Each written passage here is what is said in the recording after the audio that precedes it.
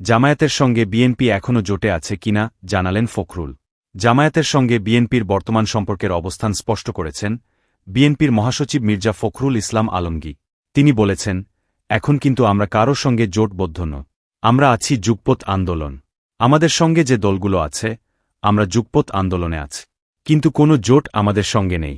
মঙ্গলবার বিবিসি বাংলাকে দেওয়া সাক্ষাৎকারে জামায়াতের সঙ্গে বিএনপি জোটবদ্ধ আছে কিনা এমন প্রশ্নের জবাবে এ কথা বলেন বিএনপি মহাসচিব মির্জা ফখরুল। বলেন, গণতান্ত্রিক রাজনীতিতে নির্বাচনে এই জোটবন্ধ হওয়াটা ইলেকশনের আগে এটা কমন ব্যাপার।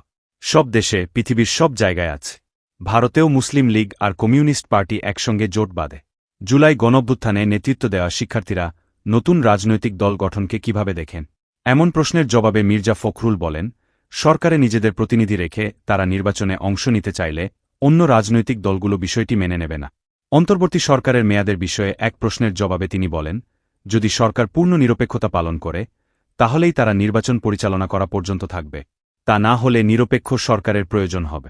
বিএনপি দ্রুত নির্বাচনের দাবি তুললে ছাত্রনেতারা বলেন, শুধুমাত্র নির্বাচন আয়োজনের জন্য গণঅভ্যুত্থান হয়নি।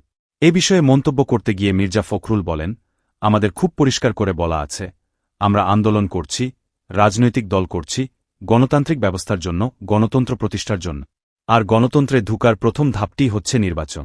যেহেতু তিনটি নির্বাচন আওয়ামী লীগ সরকার নষ্ট করে দিয়েছে, জনগণ ভোট দিতে পারেন। আমার ভোটের অধিকারটা তো প্রথম অধিকার নাগরিক হিসেবে।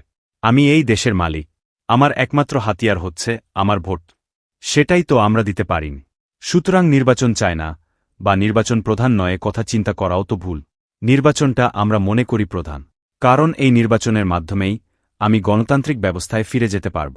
আমি গণতান্ত্রিক সংবিধানের পরিবর্তনগুলো আনতে পারব। গণতান্ত্রিক একটা রাষ্ট্র আবার পুনর্নির্মাণ করতে পারব। এছাড়া আমার বিকল্প কিছু নেই।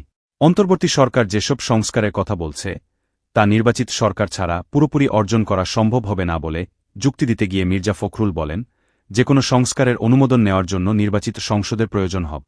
এ কারণেই দ্রুত নির্বাচন দেওয়া প্রয়োজন।